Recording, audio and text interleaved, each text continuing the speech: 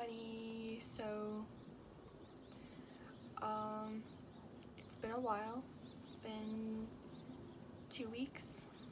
Um, so first of all, kind of like in reaction to my last video, I'm gonna say I did it. I quit. And it's been a really, really weird and really kind of eye-opening past 2 weeks. In a lot of ways. Also, I kind of intend to make this a shorter video because I noticed my last one was super long, and if anyone watched the whole thing, thank you. Also, I'm sorry I took up so much of your time. That was like 26 minutes of, I don't even think I would call it content, but anyway, yeah. So I don't intend really to explain what happened word by word, but yeah, so I quit my job of 3 years, and it wasn't, first of all, there's a lot of stuff. It really kind of brought to my attention, that's like one way of putting it, it really, this whole experience, you could say, everything from quitting to regretting it, also feeling relieved, all of these emotions, but not just emotions, I mean a lot of emotions, but how would I put it, like, in hindsight, I think in hindsight it makes sense to me a little more so, like day by day. Like, I've been journaling a lot more. Like, I took a break from journaling basically like in the last 6 months because I really, like, I think I was so busy, but also I was in such like a non-reflective state. Like, the past couple months it was like the turning point, like from, I would say, this year, like January, February onward. Those months were just a lot of not really acknowledging what needed to be done, and in everyone's case it's different, but usually it's when your subconscious or your unconscious is trying to tell you something, or is trying to take the wheel a little more, and you're just so focused on the here and now, and that's a whole topic we could talk about later, like the psychology of decisions and how in tune you are. Like, definitely, I've noticed I need to get in tune more so with my subconscious, which I think is like a big kind of stigma these days, or not these days, but a stigma if it's portrayed in the wrong way, like your unconscious, your dark side, your shadow. I'm going kind of like Jungian here, but in other words, like your deeper thoughts, what you really care about. I think a lot of people, I shouldn't say a lot, but I think a great deal of people, myself included at certain points, are afraid of confronting those things. Like, they're not always the most expected either. Like, that's like a whole thing we could talk about later, but in this case it was more like my time. Like, I'm not saying I wasted my time working there. I really learned so much. I had to take those lessons, like absorb them and take from them what I can, and then go from there. So I definitely need to get back into the external world. But I think, like, the big thing for me in terms of quitting was realizing that I wasn't enjoying my work. B, I enjoyed working. So there was like a sort of weird juxtaposition, paradoxy thing. Like, I wanted to continue working because I needed the discipline I needed the socialization. You know, I don't want to get stuck in this bubble again, like the bubble that I was in for years as a kid at home. So, like, I definitely know that that's not why I quit. Like, it wasn't a reaction against having a stable job. Like, I craved that so much. Definitely, like, in the past few days after I quit, I was feeling like such a void. Like, I don't know, it's kind of to me like analogous to like someone you've known, someone you've maybe been with for years. Like, this was like a 3-year relationship with this store in a sense, and it was positive, it was toxic. Yeah, basically all I wanted to really share with you in this video is that it does get better. I don't know if that's pretty cliche, but I know, like, in the first few days after I quit, it was like this weird withdrawal feeling. Like, I mean, obviously I was used to getting up at a certain time, being around certain people, even if it wasn't great there. It was like stability, like the feeling of having that foundation there. And then when you don't have it and you are, I guess you could say, oh, piece of dust got in my eye. Sorry. Like, voluntarily you're excluded from the work environment you were so used to. It's sad, for me at least. Like, it takes me a long time. I grieve, I mourn. I care a lot. I care too much for my own good, probably. But yeah, so like the few days after I quit, I was like very much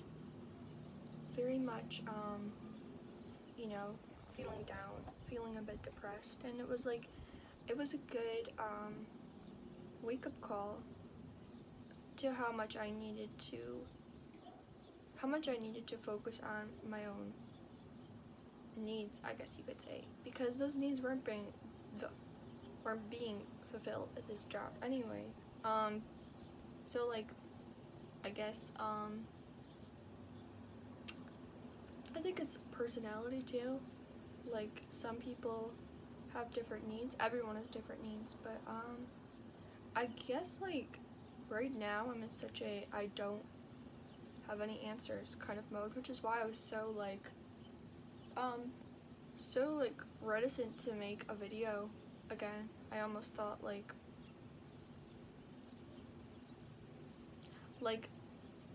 you lose motivation. I think that's it. Like, you lose sight of the reason you're doing stuff when you feel this way. I've been journaling a lot. I would recommend for anyone who feels this way, like if you're disillusioned by the world, if you're just feeling like you're in a type of rut that you can't really fake it. Like, there's a time when it's suitable, and then there's a time when it's just like toxic to fake it, like fake the positivity, fake the meaning of everything. And I'm not trying to get too philosophical here, but yeah, like I would recommend keeping a journal, just because like what I've noticed, at least in my experience, it forces you to confront, if you're the type of person who you have to develop a type of writing style that is at least free enough to express the thoughts that are buried underneath. Like, when I first started journaling when I was like 16, maybe, like when I seriously started journaling around 16 or 17, what I often did was like I just focused kind of too much on grammar, not just grammar, but like making it sound so poetic. Like, I was so focused on that sort of aesthetic of it, and then like you start to develop, you get comfortable. Like, I don't know if this is just me, but I think a lot of people who journal, it's like, it's kind of a form of therapy. It's a form of, you know, you're obviously venting, you're sharing details, it's very private, that's nice. You also just get kind of like, it's like you're talking to another person in a sense, without a judgment, or like not even judgment, just, it's like you get to read it later on, and it's like, it's really, I don't know how to describe it, it's just, it's really like a mirror, sort of, yeah. But yeah, like, I'd recommend journaling. That's like the first thing I started doing. Reading, a lot of psychology, watching a lot of therapy related videos, just doing the whole, I guess you could call it self-care. Like, I don't know, it's like kind of cliche, but yeah, my life is a cliche. So yeah, I would just say this video is like really just, I just wanted to say, I mean, I don't know if anyone cares, but yeah, like, I'm still alive. I am semi-okay. But yeah, okay is also like a weird, being okay, like, what does that mean? I feel like this might be speaking for myself again, but there's so much ease in a lot of our daily lives that we kind of neglect to notice. Like, even when I was at my lower lows, you know, feeling really kind of bummed out, and not talking to anyone, not even really knowing like what to do with my time, more like a little existential crisis again.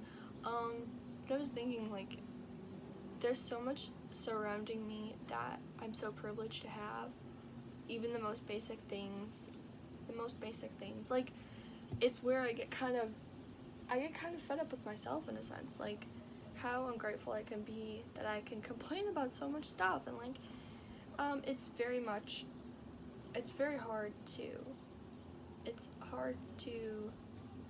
try to fix yourself and analyze yourself at the same time, because it's like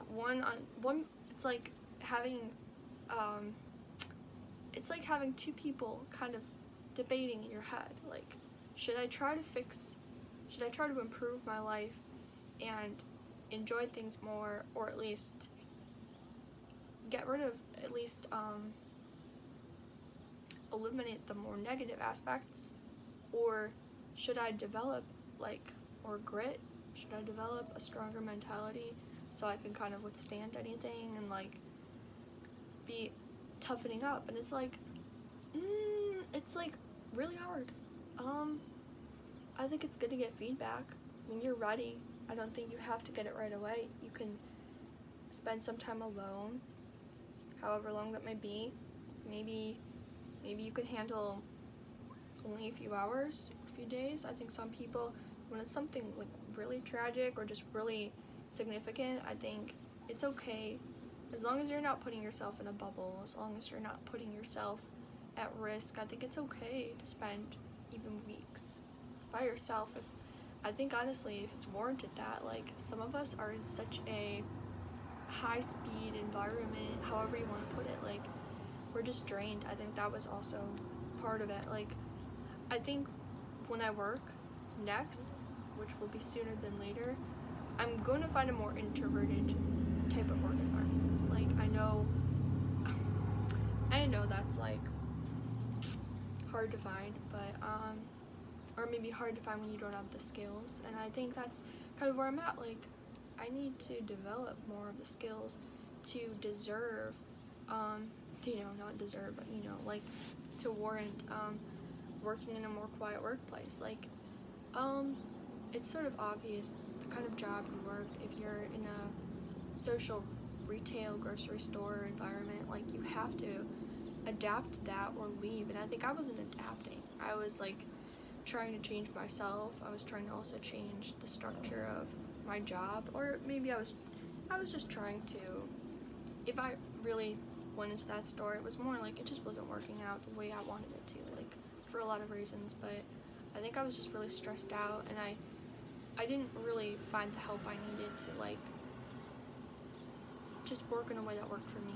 Like, it was more I was kind of, my needs were changing, or maybe like I needed to address some other things, like that was part of it too. So yeah, it's like at the end of the day, or like the situation, it's not perfect.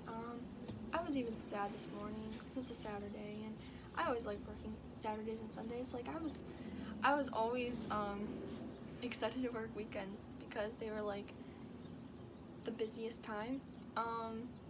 They were like busy in a way I liked working.